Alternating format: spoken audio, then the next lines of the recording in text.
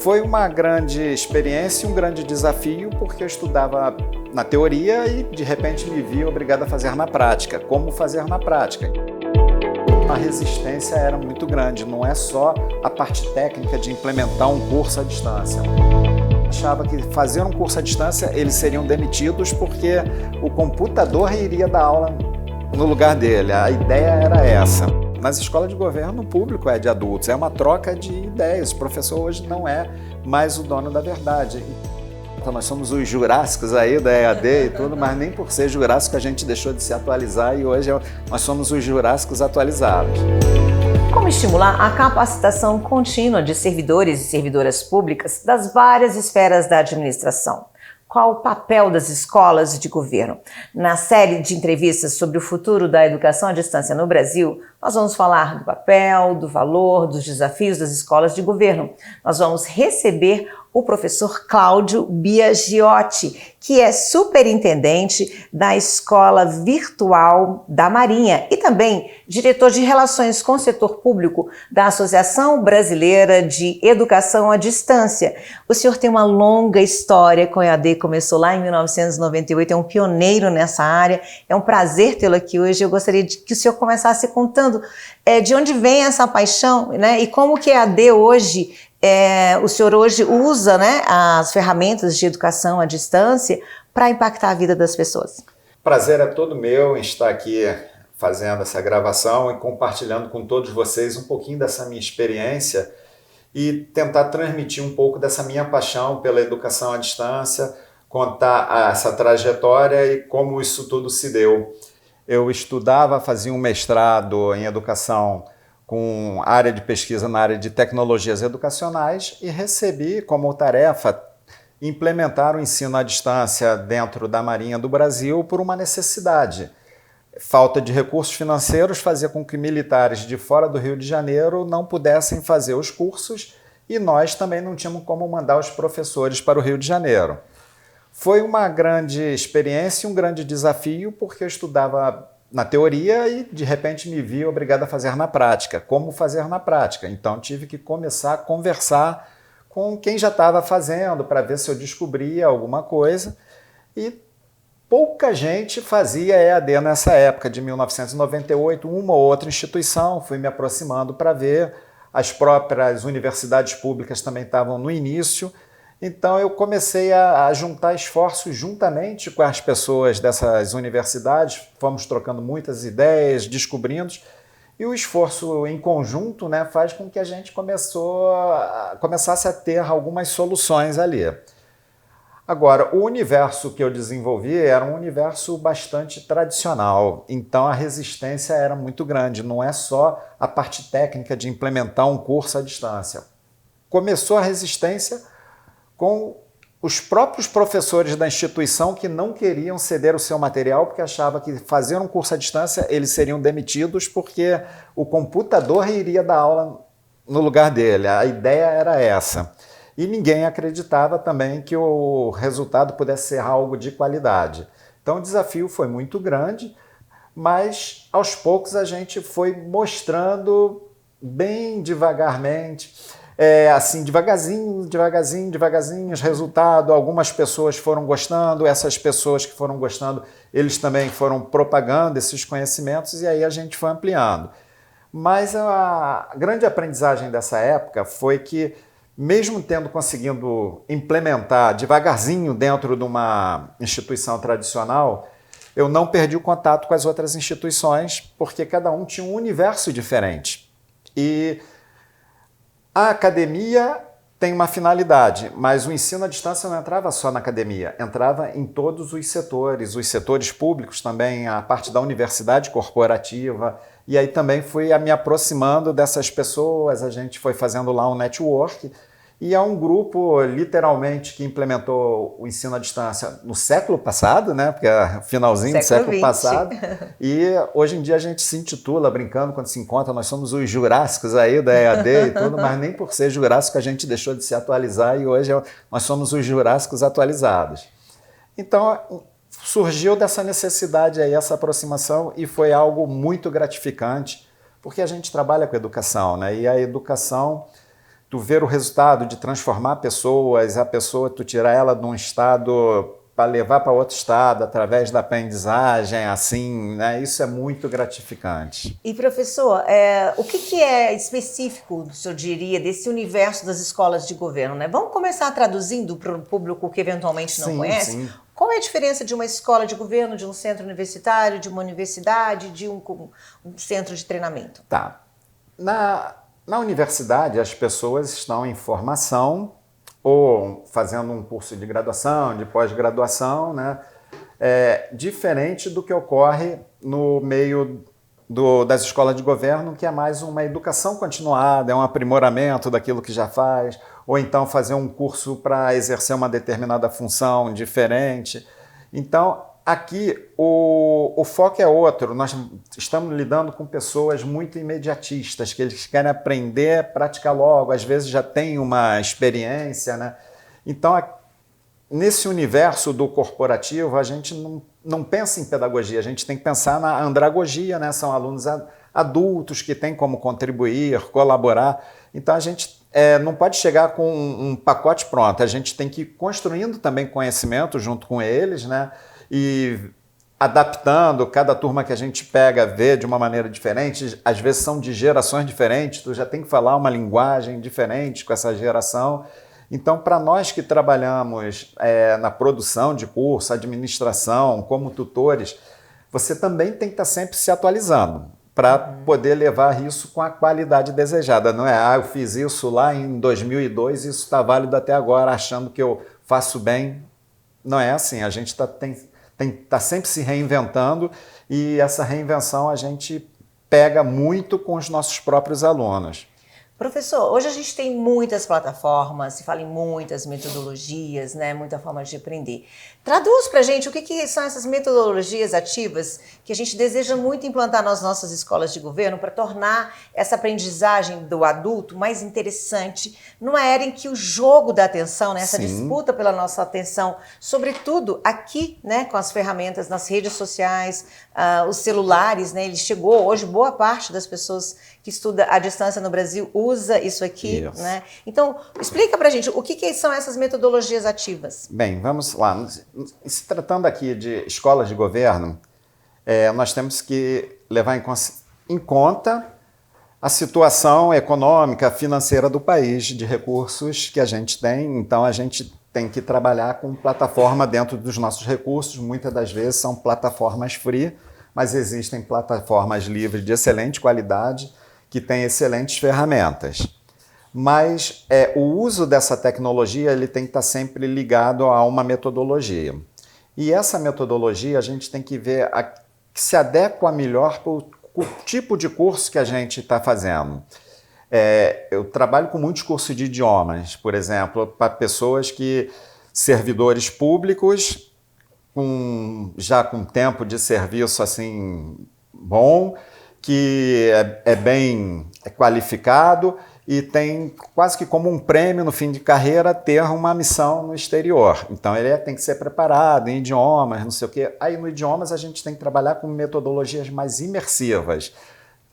Experiência, né? Experiência, trazer ele para dentro como se estivesse fazendo uma viagem dentro daquela cidade, conversando com as pessoas. Eu estou nos Estados Unidos, vou pegar um táxi. O motorista de táxi lá fala inglês, mas é um indiano dirigindo um táxi, então é um inglês, não aquele inglês que ele aprendeu da gramática. Como é que ele vai se comunicar?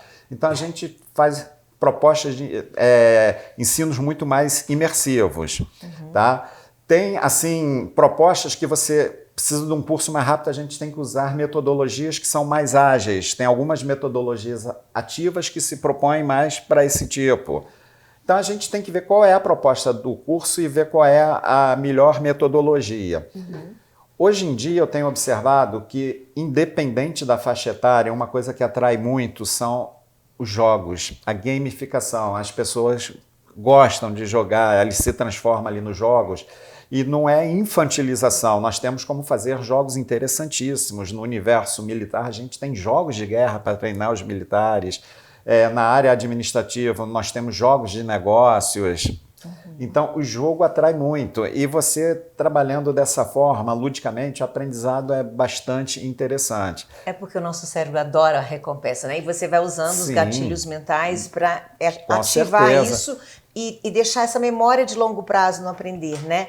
Professor, o senhor participa da Associação Brasileira de Educação à Distância, trazendo esse contexto das escolas de governo, né? O que se discute hoje nesse fórum dessa associação que tem fins científicos? A associação, ela tem diversas diretorias e a minha diretoria é de relação com o setor público. E eu fui eleito diretor justamente porque eu tenho contato com o setor público, eu sou do setor público e já tenho contato há um bom tempo, então já tenho um certo networking, já conheço a área e sei dessas realidades.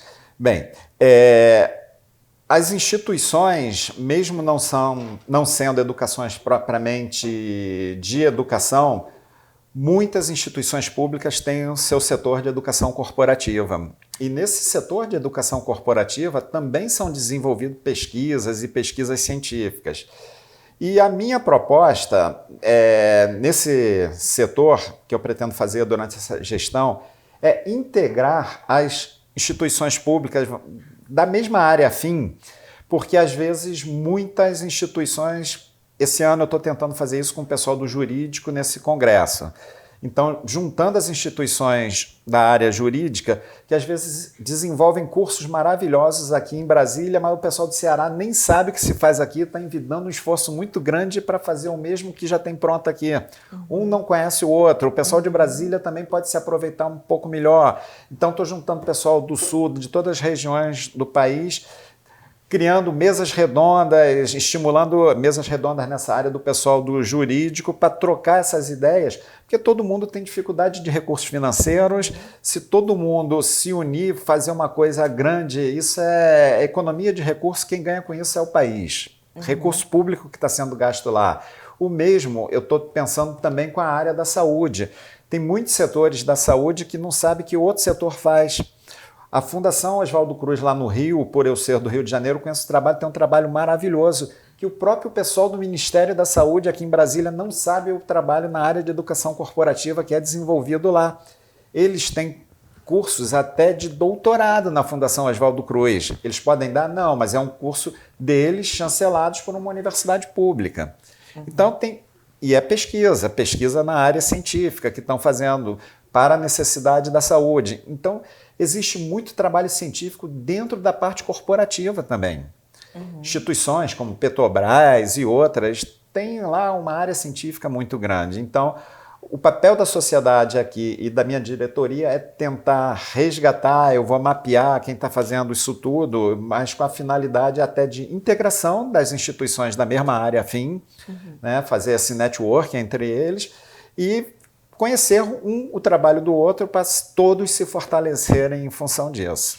Interessante que o 29º Congresso Internacional da Associação Brasileira de Educação à Distância vai ter, essa conversa pode ser multiplicada, né? É o caso, por exemplo, aqui, puxando para a área do Legislativo, que a gente tem CEFOR da Câmara, tem o ISC, Instituto César Delo Correia, no TCU, e tem a nossa Escola de Governo do Senado, que embora a gente faz trabalhos, né, parecidos, atua em áreas diferentes, mas a gente talvez não tenha tanto essa conexão. Então, talvez esse momento da gente levar as experiências e ver os caminhos que já foram encontrados em relação aos desafios que a gente enfrenta, pode abrir novas portas, é isso? É isso, só que o governo é muito grande, as áreas são muito grandes, em todas as áreas nós temos iniciativas disso, não dá para ser feito tudo de uma vez.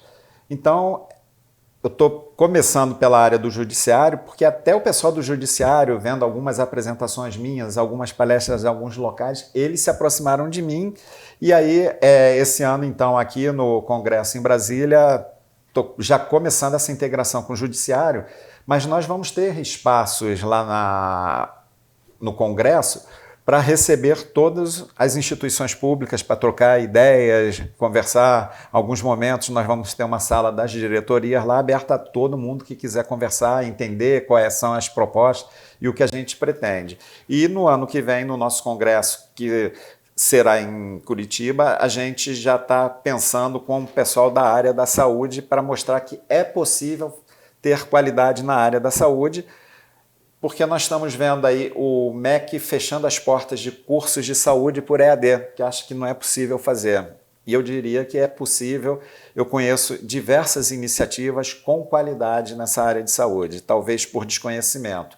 E às vezes, por um ou outro fazer alguma coisa de má qualidade, aqueles que fazem de boa qualidade acabam pagando o pato por causa disso. Então a gente está querendo auxiliar o MEC no sentido de apresentar para eles indicadores de qualidade para que eles, quando visitem aí nessas vistorias que eles fazem nas instituições, tenham parâmetros para saber o que é um curso de qualidade ou não. Esses filtros são importantes, né, professor? Terem essas boas referências de boas práticas e olhar o que não funciona mais no mercado. E tem um tema que é muito interessante, que o senhor está muito ligado, que é a questão dessa mudança que a inteligência artificial, né, a tecnologia, traz no comportamento das pessoas e nessa área de educação. Né? Para onde está caminhando aí as suas pesquisas nessa área? Olha, a inteligência artificial, ela está atraindo muita gente e está assustando muita gente também. Tem gente com medo dessa questão da inteligência artificial. Se bem empregada, a inteligência artificial facilita bastante, mas a gente tem que saber tirar prol dessa. Então, temos que pesquisar. Ela pode entrar em todas as áreas. Na minha área de atuação, mais diretamente lá na Marinha, a gente tem pesquisado bastante, proporcionando cursos para as pessoas conhecerem o que é inteligência artificial, porque quando se fala em inteligência artificial, as pessoas pensam muito lá numa chatbot, essas respostas, Alexa, umas coisas do gênero assim, vai muito além disso a inteligência artificial. Tá? E a inteligência artificial ela pode poupar e muito o trabalho do homem, mas o homem tem que estar sempre por trás disso. Para a inteligência artificial se desenvolver, é porque o homem está desenvolvendo a inteligência artificial. Então, ainda é uma coisa nova e tudo que é novo assusta bastante alguns e deslumbra outros. Então, tem o grupo dos deslumbrados e dos assustados e tem o grupo dos centrados ali que está estudando, vendo os benefícios que ela pode trazer. Qual o cenário do futuro da EAD no Brasil, né, professor? Com tantos fatores impactando essa relação professor com as pessoas vão ter que ser retreinadas nesse cenário da inteligência artificial. Todo mundo vai ter que aprender algo novo para se inserir nesse mercado de trabalho. Que cenário, que tendências o senhor visualiza para essa área do EAD? O EAD tende a substituir o presencial ou o caminho é efetivamente o modelo híbrido? O híbrido é sempre, no meu entendimento, a melhor solução. Para determinados cursos, principalmente cursos assim de formação, o presencial é melhor, porque é o exemplo, a pessoa está junto. Para crianças, as crianças necessitam se socializar, entendeu? Tem muitas crianças que são sociáveis por computador, amigos de outros países até e tudo, tem um desenvolvimento de idiomas por isso, mas são frias, não sabem às vezes lidar com outra ali e tudo. Isso é extremamente necessário nessa fase. Agora, para a educação continuada, a educação à distância, sem dúvida, é o melhor caminho. E mesmo dentro das propostas de educação presencial, tem a parte que pode ser dada à distância e cursos à distância também tem uma parte que necessita ser presencial. Então, o híbrido, ao meu ver, é sempre o melhor caminho. Agora, o percentual do híbrido vai variar muito de acordo com o tipo de curso a ser realizado. E a área do conhecimento, né? Professor, que tipo de contribuição as escolas de governo têm no impacto de melhorar a gestão pública? É possível medir isso hoje? Sim, eu diria que sim, tá? Nós não temos assim um instrumento de medição, mas a gente percebe a contribuição, cada uma em sua expertise na sua área de atuação, tá? E as contribuições, através dessas maiores integrações, você começar até a aprender com quem faz realmente. Vou dar aqui um exemplo para talvez melhorar a minha resposta. A lei de licitações mudou relativamente recente. Tá? Todas as instituições públicas fazem licitação. Todas as escolas de governo começaram a fazer seus cursinhos de licitação para os seus servidores. quem é o dono da licitação pensando em termos de Brasil? Qual é o ministério responsável por isso? Por que, então, esse ministério que é responsável, essa instituição, não fazer um curso que seria o curso melhor, porque é eles que têm essa expertise, e passar para todos os outros, entendeu? Então, essas contribuições, se cada órgão do governo, dentro da sua área de atuação, desenvolver aquilo que se tem de melhor e passar para as outras áreas, todos têm a ganhar com isso. É a lógica da Escola de Governo do Senado, né? O Instituto Legislativo Brasileiro, esse canal que ele recebe aqui hoje, que qual que é o nosso core business, em que a gente é bom? Com quem eu escolho aprender sobre poder legislativo, processo orçamentário e criação de leis? Com quem faz, né? Sim. E é por isso que a gente tem os nossos mestres e pós-docs que produzem esse conteúdo aqui. Então, acho que é nesse sentido que o senhor está falando, né? Agora, a Escola de Governo, ela tem esse impacto, né? E como é que eu sei, quais são os desafios hoje maiores dessas escolas? O senhor diria que é essa integração? A integração é um desafio, sem dúvida. Talvez porque eles não tinham um canal para integração e talvez um canal facilitador seja a ABED, isso já vai ajudar um pouco.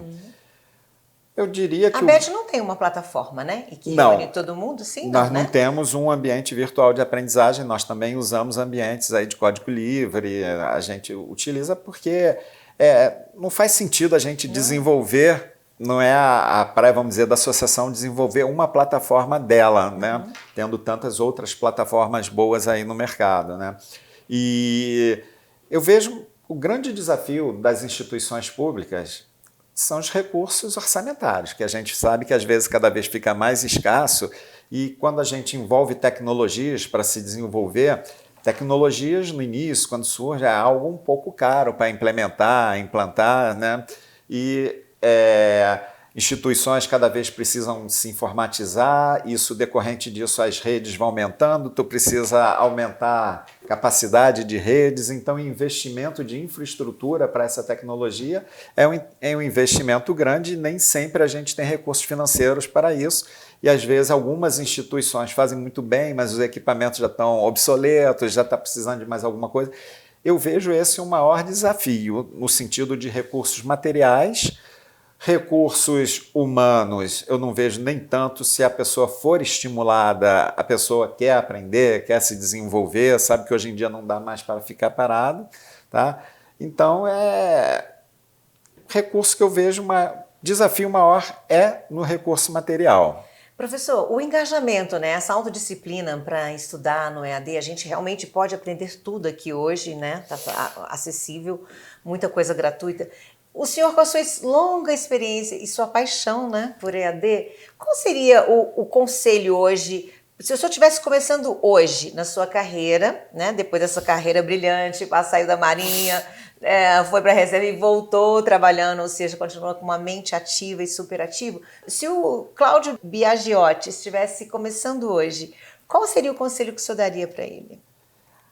A pessoa, para ter esse autoaprendizado, tem que ter um material interessante, que chame a atenção. Não pode ser alguma coisa maçante, se a pessoa ficar muito tempo ali lendo um PDF, não vai aguentar. Então, você tem que trabalhar com diversidade de mídias, no meio de uma leitura propor uma atividade para a pessoa ir ficando ativa. O primeiro desafio é você fazer um material didático bastante atrativo, é um cuidado que a gente tem. Segundo, se nas escolas de governo o servidor está fazendo um curso que é necessidade da escola de governo, esse curso ele tem que estar fazendo no horário de trabalho e muitas das vezes no seu expediente ele não tem possibilidade de fazer isso, acaba fazendo esse curso em casa e aí isso vai sacrificando esse servidor no horário que poderia ser de lazer, está ali junto da sua família e tudo. Então é proporcionar que realmente ele consiga fazer no seu horário de trabalho esse curso e não só fazer no horário de trabalho, que dê um local adequado para que ele possa se concentrar, se focar, que não adianta também ele estar no seu local de trabalho e as demandas estarem chegando toda hora, ele é interrompido, aquela coisa, porque isso corta um pouco o foco. Então, nos nossos cursos que a gente planeja, a gente dá uma carga, pensa um curso com uma carga horária de cerca assim, de 2 horas por dia para o servidor fazer. Caso aconteça alguma coisa que ele não possa fazer naquele dia, outro dia ele 4 horas, não fica tão sacrificante assim.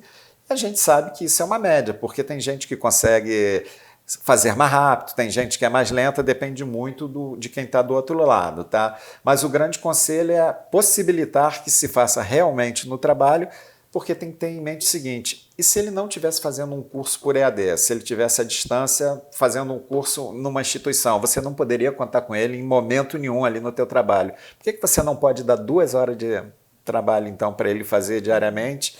E se ele tiver isso e tiver um material agradável, ele flui tranquilamente. E para um professor hoje, né, que enfrenta todo esse cenário na educação no Brasil, qual seria a sua dica valiosa? Os professores também têm que entender que esse mundo da EAD é um mundo sem volta. Os professores também mais antigos são bem resistentes, até por causa do uso da tecnologia e medo assim de que o professor presencial era o dono da verdade. No EAD, às vezes, ele fica com medo, receio que o aluno saiba mais que ele de tecnologia, não quer pagar aquele mico perante um grupo de alunos e tudo, tá? Primeiro, é não ter medo, é trocar ideias, um curso tem que ser muito dialogado, se você não sabe alguma coisa, você está aprendendo com o seu público-alvo. Nas escolas de governo, o público é de adultos, é uma troca de ideias, o professor hoje não é mais o dono da verdade. Então, essa mudança de perfil de professores, ela gradativamente está acontecendo. Hoje em dia, eu dou aula numa instituição para os cursos de pedagogia, então já bota essa mentalidade nos meus alunos, que mudou. O professor antigamente ficava em cima de um pedestal na sala de aula, era aquela figura. Hoje não, o professor é um facilitador, entendeu? Ele é um mentor, né, um tutor, isso, com mais experiência e tudo. Então, esse papel é muito interessante, quem já entrou nesse mundo vê que é muito gratificante. Infelizmente, ainda temos pessoas com muita resistência, mas isso, vamos dizer, é o pessoal de uma geração que aos poucos está acabando e acho que a geração nova que vem por aí já vem mais com essa cabeça. Então, daqui a algum tempo, EAD, essas tecnologias todas, até mesmo a IA vai ser tão natural como era natural para as gerações mais antigas lá escrever com lápis. E o quadro negro no giz. Negro. Professor, alguma outra coisa que o senhor gostaria de destacar nessa conversa? Não, eu gostaria muito de agradecer a oportunidade e dizer que, enquanto diretor da ABED, do setor de relações com o governo, estou de portas abertas para a gente trocar experiências, tentar aproximações, talvez na ABED, por a gente concentrar essas experiências de outros órgãos, a gente pode até fazer esse link com quem você deve procurar, bater o papo, que eu acho que isso, quem ganha é o governo brasileiro. E escolas de governo, independente da sua área de atuação, tá? Recursos públicos que a gente está envolvendo no pagamento dos funcionários, dos professores, do material que a gente está usando, e quanto mais a gente otimizar, fica melhor para todos. Professor Cláudio Biagiotti, foi um prazer tê-lo aqui, conhecer, né, essa trajetória. E Brasília será o centro, né, da educação à distância em setembro, nesse congresso. A gente vai deixar todas as informações aqui na descrição do vídeo. Siga aí compartilhando essa série sobre o futuro da educação à distância no Brasil, para quem você acha que isso pode ser uma contribuição, professores, gestores, facilitadores, né? Para todos, administradores, professores, gestores, para aqueles que estão prestes a ingressar nesse mundo do ensino à distância, eu acho que essa contribuição é geral, é uma contribuição para a sociedade como um todo. E o caminho da colaboração, né? A educação é um processo, o caminho da colaboração é o que vai fazer com que a gente efetivamente expanda, né, o nosso saber, nosso conhecimento sem dúvida. Brasil afora. Gratidão, professor. Muito obrigado a você.